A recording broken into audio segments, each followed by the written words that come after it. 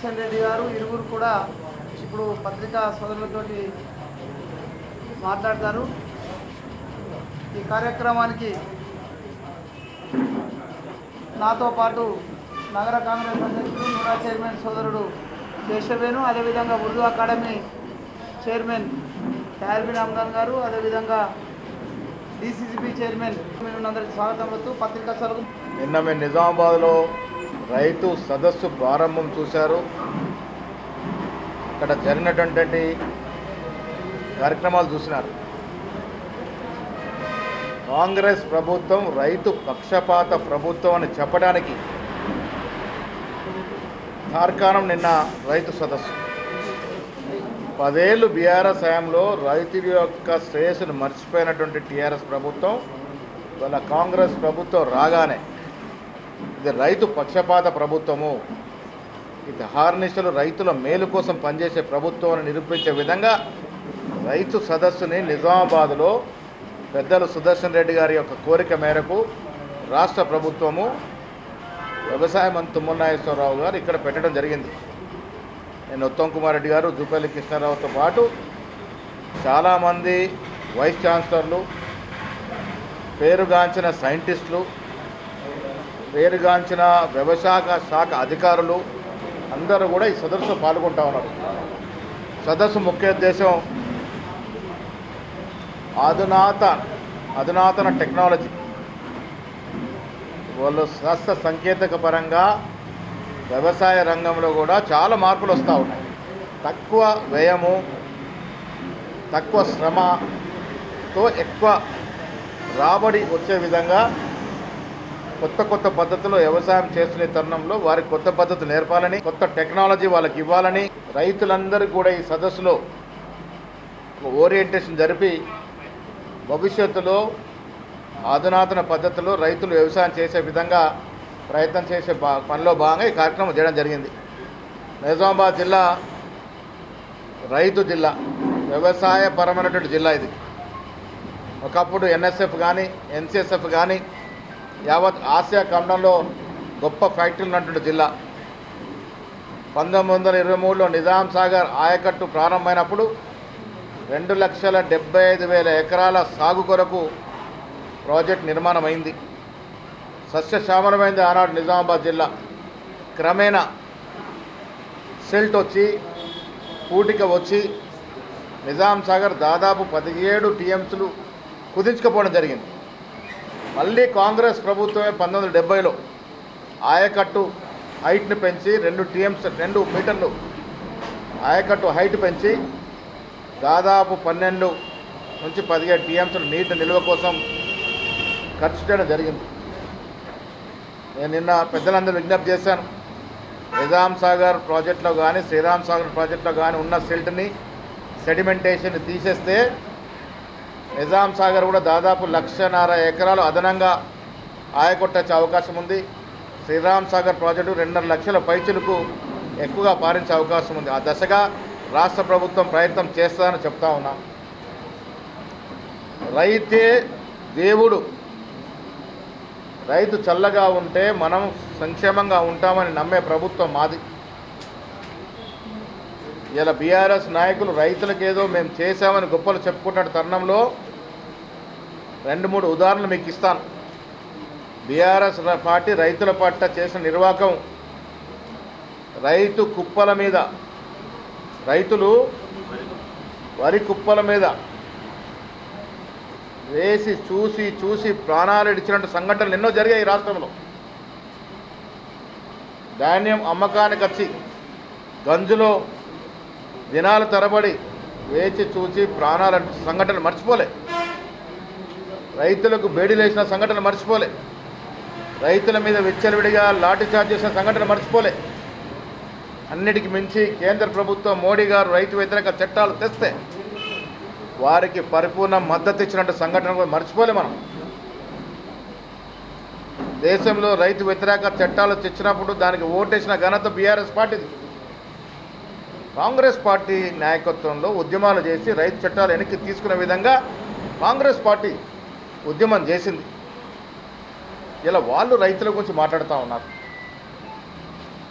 ఇవాళ సన్న బియ్యం మేము గౌతమ్ నగర్లో ఒక దళిత కుటుంబంలో సన్నబియ్యం భోజనం చేసి వస్తూ ఉన్నాం. యావత్ దేశం మన వైపు చూస్తున్నటువంటి చరిత్రాత్మక కార్యక్రమం, ఎవరు ఊహించినటువంటి కార్యక్రమం. ప్రతి పేదవాడు నాణ్యమైన సన్నబియ్యం ధనవంతుడికి సమానంగా తినాలనే ఒక సదుద్దేశంతో తీసుకొచ్చినటువంటి కార్యక్రమం, దేశానికి దిక్సూచిగా మారినటువంటి కార్యక్రమం. ప్రతి అరుడికి తలకి 6 కిలోల నాణ్యమైన సన్నబియ్యాన్ని ఇస్తున్నటువంటి సందర్భం ఇవాళ. రైతు బంధు కింద 21,000 చిల్లర కోట్లు ఇచ్చినటువంటి ప్రభుత్వం మాది. ఇలా సన్న బియ్యాలు పండించాలని 500 అదనంగా బోనస్ ఇవ్వడం వల్ల 25 లక్షల ఎకరాల నుంచి 40 లక్షల ఎకరాల వరకు సాగు పెరిగిందంటే ఇది కాంగ్రెస్ ప్రభుత్వం యొక్క దూరదృష్టి, కాంగ్రెస్ ప్రభుత్వం యొక్క రైతు యొక్క మీదున్న ప్రేమ. ఇలా యావత్ దేశంలో ఏ రాష్ట్రంలో పండినటువంటి వరి పంట 2.81 లక్షలు, అంటే 2,81,000 లక్షల మెట్రిక్ టన్నుల ధాన్యం పండింది రాష్ట్రంలో. అంటే కాంగ్రెస్ పార్టీ యొక్క దూరదృష్టితో తీసుకునే కార్యక్రమాలు దేశ చరిత్రలో ఎప్పుడు లేని విధంగా సమైక్య ఆంధ్రప్రదేశ్ ఉన్నప్పుడు కూడా పంట విధంగా అంత దిగుబడి వచ్చిందంటే ప్రభుత్వం ఇచ్చినటువంటి ప్రోత్సాహకాలు. రైతులకి సాగునీరు ఉండాలని ఆయన వదిలేసిన ప్రాజెక్టులను కూడా కంప్లీట్ చేస్తూ ఉన్నాం. గవర్నర్ సుదర్శన్ రెడ్డి గారు ఇరిగేషన్ మంత్రిగా ఉన్నప్పుడు ఈ జిల్లాని సంపంగా నీరు రావాలని ప్యాకేజ్ 20, 21, 21/A, 22 ప్యాకేజ్ తీసుకొచ్చిన ఘనత సుదర్శన్ రెడ్డి గారు. ఆయన హయాంలో దాదాపు కంప్లీట్ అయ్యి కొంత మిగిలి ఉంటే కాంగ్రెస్ ప్రభుత్వానికి పేరు వస్తుంది, సుదర్శన్ రెడ్డి గారికి పేరు వస్తుందని ఆ ప్యాకేజీని పక్కన పెట్టిన సందర్భం. ఒక 500-600 కోట్లు పెడితే కంప్లీట్ అయ్యే ప్రాజెక్టు కూడా పక్కన పెట్టిన సందర్భం. ఇవాళ మేము వచ్చిన తర్వాత 2-3 మార్లు రివ్యూలు చేసి ఆ 3 ప్యాకేజీలు కూడా కంప్లీట్గా పరిపూర్ణంగా అయ్యే విధంగా ప్రయత్నం చేస్తూ ఉన్నాము. ఇది మాకున్న చిత్తశుద్ధి. నిజామాబాద్కి పూర్వ వైభవం రావాలి. Nizam Sagar silt and sedimentation తీసేస్తే ఇంకొక 1.5 లక్షల నుంచి ఇంకా పైనే ఎకరాలు పండించే నీరు అందించే అవకాశం ఉంటుంది.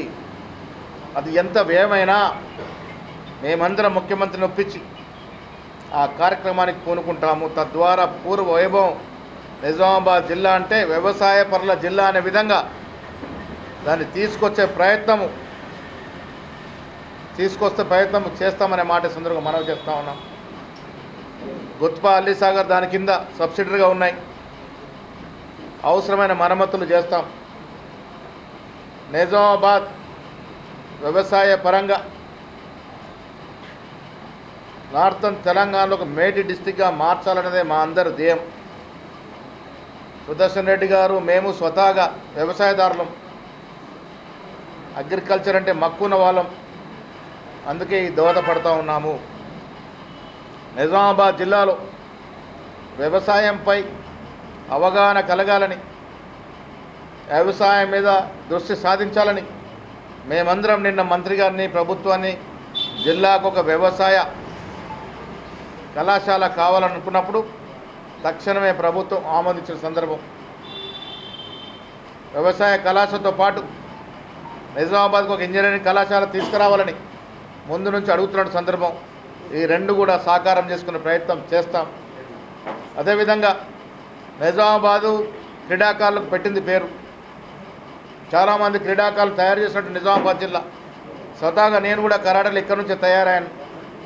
అందుకే నిజామాబాద్కి ఒక మినీ స్టేడియంతో పాటు ఒక ట్రాక్, సింథటిక్ ట్రాక్ కూడా మా అందరి కోరిక మేరకు శాంక్షన్ అయ్యింది. ఒక మినీ స్టేడియం వస్తుంది, ఒక సింథటిక్ ట్రాక్ వస్తూ ఉంది. ఇండోర్ గేమ్స్ ఆడుకోవడానికి అధునాతన హంగులతో ఇండోర్ స్టేడియంలో కూడా కట్టేటటువంటి ప్రయత్నం చేస్తూ ఉన్నాము. పారిశ్రామిక పరంగా అభివృద్ధి చేయాలనేది నందిపేట దగ్గర ఉన్నటువంటి సెజ్ను కూడా ముందుకు తీసుకెళ్ళాలని మా తపన. సుదర్శన్ రెడ్డి గారు ప్రత్యేక శ్రద్ధ వహించి పాత కాలంలో నిజామాబాద్ జిల్లా అంటే చెరుకుకి పెట్టింది పేరు.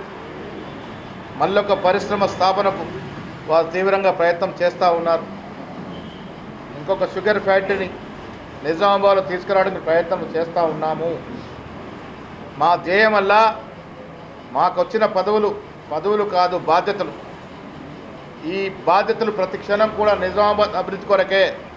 నిజామాబాద్ జిల్లా సమూలంగా అభివృద్ధి పొందాలని, తెలంగాణ అన్ని రంగాల్లో అభివృద్ధి చెందాలని తాపత్రయంగానే ముందుకు పోతూ ఉన్నాము. సుదర్శన్ రెడ్డి గారు ఈ వయసులో కూడా ఇన్ని మార్లు నిజామాబాద్కు వచ్చి వ్యవసాయ పరంగా వారు ఇచ్చే సలహాలు సూచనలు ఎప్పుడు ఇస్తూ ఉంటారు. కారణం ఏంటంటే ప్రజలతో వచ్చిన బాధ్యత ప్రజలకే అంకితం చేయాలని, ఆ బాధ్యతతోనే ముందుకు పోతున్నట్టు సందర్భం. ఇలా బీఆర్ఎస్ నాయకులు గుడ్డు మీద ఈకలు లెక్క పెడతా ఉన్నారు, ఏమేమో మాట్లాడుతూ ఉన్నారు. జిల్లాకు చేసిందేమో చెప్పరు. 10 ఏళ్ల కాలంలో ఒక పరిశ్రమ తెచ్చారా? పరిశ్రమ ఒకటి తెచ్చారా? వ్యవసాయ పరంగా ఏదైనా ప్రాజెక్టు పూర్తి చేసినారా? 1 ఎకరానికి అదనంగా నీరు ఇచ్చినారా? ఏమి ఇవ్వకుండా రైతులు నడ్డి విరిచి రైతులు ఆత్మహత్య కార్యక్రమం పార్టీలు ఇలా ముసలి కన్నురు కారుస్తూ ఉన్నారు. నేను మీ ద్వారా కేటీఆర్ గారిని, కేసీఆర్ గారిని అడుగుతూ ఉన్నాను, మీరు 10 ఏళ్ల హయాంలో నిజామాబాద్ చేసింది ఒక గొప్ప కార్యక్రమం చూపండి. ఒక దశలో 9 శాసనసభ్యులు ఉన్నారు వాళ్ళకి, ఒక మంత్రి, ఎమ్మెల్సీ, ఇవన్నీ ఉండి కూడా జిల్లాకి ఏం చేశారో ప్రశాంత్ రెడ్డి గారు పోయిన శాసనసభ్యులు గతంలో ఉన్న శాసనసభ చెప్పగలరా? ఇది చేయకుండా ఇంకేదో చేశామని చెప్పుకునే మాయమాటలు చెప్తే ప్రజలు విశ్వసించరు. ఈ జిల్లాలో భరాసా పని అయిపోయింది. మాకు పరిపూర్ణమైన నమ్మకం ఉంది. మేము ఉచిత బస్సు మొదలుకొని సన్న బియ్యాల వరకు ఇచ్చినట్టు సంక్షేమ కార్యక్రమాలు ఈ దేశంలోనే అందరూ చర్చించుకునే సందర్భం ఇవాళ. యావత్ దేశం తెలంగాణలో అమలవుతున్నటువంటి సంక్షేమ పథకాల గురించి చర్చించుకుంటూ ఉన్నారు, ఉచిత బస్సు గురించి చర్చిస్తూ ఉన్నారు, సన్న బియ్యం గురించి ఆరాధిస్తూ ఉన్నారు. ఏంటి కార్యక్రమం అని. రైతు బంధు, రైతు రుణమాఫీ గురించి ఆరాధిస్తూ ఉన్నారు. సన్న బియ్యాలకు ఇచ్చిన బోనస్ గురించి ఆరాధిస్తూ ఉన్నారు. 500 అదనంగా సిలిండర్ మీద సబ్సిడీ ఇస్తున్నటువంటి సందర్భాన్ని గురి చేస్తూ ఉన్నారు. నేను మళ్ళీ చెప్తా ఉన్నాను, రేవంత్ రెడ్డి గారి సారథ్యంలో నడుస్తున్నటువంటి తెలంగాణలో కాంగ్రెస్ ప్రభుత్వం యావత్ దేశానికి దిక్సూచిగా మారింది. అన్నిటికీ మించి రాహుల్ గాంధీ గారి యొక్క కల అయిన కుల సర్వే ఈ రాష్ట్రంలో జరిపి ఎవరు ఎంత శాతం ఉన్నారో చెప్పినటువంటి అఫీషియల్ డాక్యుమెంట్ ఇచ్చినటువంటి సందర్భం కాంగ్రెస్ పార్టీది. 42% రిజర్వేషన్ లోకల్ బాడీలో విద్యా ఉపాధిలో ఇచ్చిన ఘనత కాంగ్రెస్ పార్టీది. మొన్న జరిగిన సిడబ్ల్యూ సమావేశాలు, మొన్న జరిగిన ఏ సమావేశాలు అహ్మదాబాద్లో తెలంగాణ సెంట్రిక్గా జరిగినవి. రాహుల్ గాంధీ ప్రసంగంలో అడుగడుగున తెలంగాణలో జరుగుతున్న సంక్షేమం, తెలంగాణలో తీసుకున్న కుల సర్వే, తెలంగాణ ఇచ్చిన 42% రిజర్వేషన్ మీదనే చర్చ జరిగింది. అంటే యావత్ దేశం తెలంగాణ వైపు చూస్తూ ఉంది. తెలంగాణ ఒక రోల్ మోడల్గా ఉంది, తెలంగాణ ఒక దిక్సూచిగా మారిందనే మాట ఈ సందర్భంగా మనవి చేస్తూ, భవిష్యత్తు నిజామాబాద్ జిల్లా అభివృద్ధి మా బాధ్యత. ఇక్కడ శాసనసభ్యులము, శాసనమండలి సభ్యులము, పిసిసి అధ్యక్షుడిగా నేను భవిష్యత్ అంతా కూడా ఈ జిల్లా నిర్మాణానికి, జిల్లా అభివృద్ధికి తోడ్పాటు పడతాము. యావత్ తెలంగాణలో సంక్షేమ కార్యక్రమాలు అమలుపరిచి, మళ్ళీ చెప్తా ఉన్నాను, తెలంగాణ ప్రజలైతే శబాషి అనిపించుకొని 90 నుంచి 100 సీట్లు గెలిచి మళ్ళీ అధికారంలోకి వస్తామని చెప్పడానికి ఏమాత్రం సంశయం లేదు. అలాంటి కార్యక్రమాలు చేస్తూ ఉన్నాం. నిస్వార్థంగా, నిజాయితీగా పాలన అందిస్తూ ఉన్నాం. ప్రజల మన్ననం పొందుతాం. ప్రజలతో మళ్ళీ శబాషి కొట్టించుకుంటాం. నీలాంటి ఒక మిత్రుడు గుర్జ సందర్భంలో నేను మంత్రి గారికి విన్నపించడం, వారు మనం అడగానే వారు ఒప్పుకోవడం, నా పక్కన వచ్చి కూర్చున్నప్పుడు అడిగాను నేను ఎంత వ్యయమవుతుందని. కొన్ని వేల కోట్ల వ్యయమయ్యే అవకాశం ఉందని చెప్పడం జరిగింది. అయినప్పటికీ మాకు కానీ సుదర్శన్ రెడ్డిగా చిత్తశుద్ధి ఉంది కాబట్టి ముఖ్యమంత్రితో మాట్లాడ వ్యయం ఎంత అయినా ఇది బహత్తర కార్యక్రమం అవుతుంది. నిజాం సాగర్ పూటికి తీయడం అనేది ఆషామాషి కార్యక్రమం కాదు, కానీ చేసి తీరుతామన్న నమ్మకం మాకుంది. మర్చిపోయినప్పుడు ఏం చేస్తాం, మనం మేము ఉన్నామని చూపించుకునే ప్రయత్నం చేస్తాం. సో ఈ సభ ద్వారా మేము ఇంకా కొంత మా ఉనికి ఉందని చూపించుకునే ప్రయత్నం చేస్తూ ఉన్నారు. ఒకటి మాత్రం వాస్తవం, అసెంబ్లీలో ఓడిపోయిన తర్వాత ఆనాడు ప్రతిపక్ష నాయకుడికి 39 సీట్లు ఇచ్చి ఆదరించిన తెలంగాణ ప్రజలు ఎంత గొప్పవారంటే, మీ పాలన వల్ల రాష్ట్రానికి నష్టం జరుగుతూ ఉంది, రాష్ట్రం దివాలా తీస్తూ ఉంది, రాష్ట్రం అప్పుల పాలవుతుంది, కాబట్టి ఇంకా మీ పాలన వద్దు, మీరు మూడవసారి వస్తే రాష్ట్ర ప్రభుత్వం యొక్క ఆస్తులు కరిగిపోతాయనే ఉద్దేశంతో మాకు అధికారం ఇచ్చారు. ఇచ్చి కూడా నీకు అనుభవం ఉంది, మీరు ప్రతిపక్ష హోదా నిర్వహించని 39 సీట్లు ఇచ్చారు. ఏం చేశారు కేసీఆర్ గారు? మీరు చెప్పండి, ఏం చేశారు? ఫామ్ హౌస్కి పరిమితమయ్యారు. ప్రతిపక్ష హోదా కూడా నిర్వహించలేని పరిస్థితిలో దాని కారణంగా పార్లమెంట్లో 0 ఇచ్చారు. పార్లమెంట్లో 0 రావడానికి కారణం ఏంటి? వారు ఓటు బ్యాంక్ అంతా కూడా బీజేపీకి దాసోహం చేశారు. వాళ్ళు లోపాయికారిగా కాంగ్రెస్ గెలవకూడదని దురుద్దేశంతో వారి ఓటునంతా కూడా బీజేపీకి ట్రాన్స్ఫర్ చేసే విధంగా అభ్యర్థి నిలిపారు. అదే వారికి శరాఘాతం. ఆ ప్రక్రియ వల్ల బీఆర్ఎస్ పార్టీ తెలంగాణలో చచ్చిపోయింది, నామరూపాలు లేకుండా పోయింది. వీళ్ళు ఎంత ప్రయత్నం చేసినా బీఆర్ఎస్ పార్టీ ఈ రాష్ట్రంలో మళ్ళీ లేచే పరిస్థితి ఉండదు. నాకు తెలిసి వచ్చే ఎన్నికల నాటికి రాజకీయ ముఖ చిత్రంలో బీఆర్ఎస్ పార్టీ ఉండదు. వాళ్ళు ఉనికి కోసం మీటింగ్లు పెట్టుకోవచ్చు, ప్రచారాలు చేసుకోవచ్చు, కానీ ప్రజల్లో ఒక్కసారి మీరు వద్దు, మీ వల్ల రాష్ట్రానికి అన్యాయం జరిగింది, మీ వల్ల రాష్ట్రాలకి ఖజానా గండిపడింది, మీ వల్ల రాష్ట్ర ఆస్తులు కరిగిపోయాయని గుర్తించే వారికి ఇంట్లో కూర్చోబెట్టినారు. మళ్ళీ ఆదరిస్తారు తెలంగాణ ప్రజలు నేను అనుకోవట్లేదు. ధార్మిక చట్టమైనా మారుతున్న పరిస్థితుల దృష్ట్యా ప్రజల అవసరాలకు అనుగుణంగా మార్పులు చేర్పులు చేస్తే తప్పులేదు.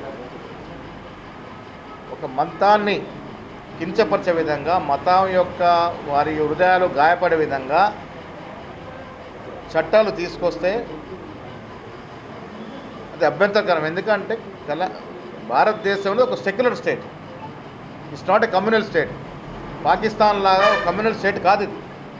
ఇది లౌకికవాద పునాది మీద నిర్మితమైనటువంటి రాజ్యాంగము నిర్మితమైన దేశం ఇది. ఇక్కడ ఒక మతాన్ని తక్కువ చేసే ప్రక్రియ ఎవరు కూడా హర్షించరు. వక్స్లో లోపాలు ఉంటే సరిదిద్దితే తప్పులేదు. మీరు తీసుకొచ్చిన చట్టం వల్ల ముస్లిం సోదరులకి జరిగే లాభాల కన్నా ఎక్కువ నష్టాలున్నాయని వారు బాధపడుతూ ఉన్నారు. అందుకే కాంగ్రెస్ ప్రభుత్వం కానీ పార్లమెంట్లో లౌకికవాదం నమ్ముకున్న పార్టీలను కూడా దీన్ని వ్యతిరేకించినాయి. ఏ ఒక్క మతం యొక్క హక్కుల్ని ఇంకొక మతం కాలరాసే ప్రయత్నం చేయకూడదు. దానికోసమే ఆ బిల్లును వ్యతిరేకించాం మేము. ఈ అంశం కూడా ఇప్పుడు సుప్రీంకోర్టులో ఉంది. సుప్రీంకోర్టు అన్ని విషయాలు తెలుసుకుంటా ఉంది. తుది నిర్ణయం ఏమొస్తో చూద్దాం. ఇప్పుడు పేర్లు తప్పుపడో, కొంత అమౌంట్ ఎక్కువ కట్టలేకనో, కొంత బ్యాంకుల టెక్నికల్ సమస్యల వల్ల కొంతమంది రాకపోవచ్చు. 100% వచ్చిందని కూడా చెప్పాము. బీఆర్ఎస్ లాగా బుకాయించే పరిస్థితి లేదు. కొన్ని చోట్ల కొంత టెక్నికల్ సమస్యలు ఉన్నాయి. ప్రభుత్వం మాత్రం చిత్తశుద్ధితో ప్రతి హరుడైన బీదవాడికి రుణమాఫీ జరగాలనే కోరికతో ఉంది. అది జరిపి తీరుతాం.